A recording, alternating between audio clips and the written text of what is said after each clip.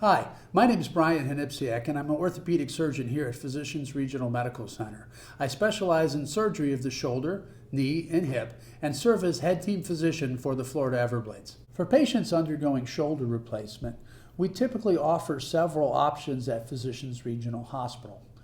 The number one thing to determine is if a patient is first a candidate for shoulder replacement, and then once we decide that they have an appropriate amount of arthritis, it's critical to learn whether the patient has an intact rotator cuff. In the office, we can use an ultrasound to evaluate the rotator cuff and determine whether there are any tears, or if we may be suspicious for a tear, we will order an MRI to evaluate the rotator cuff. A conventional shoulder replacement requires an intact and functioning rotator cuff to work. If a patient does not have a normal functioning rotator cuff, we would perform an operation called a reverse ball and socket shoulder replacement.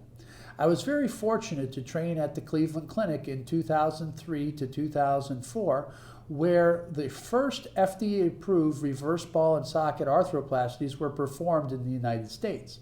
Previously, these were only available in Canada and Europe, and we learned how to do them and what modifications should be performed to optimize the surgery for patients very early on. Once we know the appropriate indication and which prosthesis to put in, we can determine whether a short stem or a minimally invasive shoulder replacement is appropriate.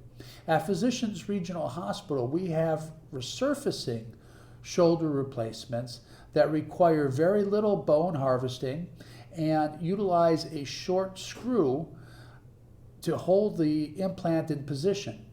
Because we don't have a long stem, which takes up much position in the bone, we can work around that screw to reattach the subscapularis muscle, which is typically removed to enter the shoulder from the front. Utilizing this, we get an excellent repair of the subscap, which means less pain, faster motion, and a faster recovery for our patients.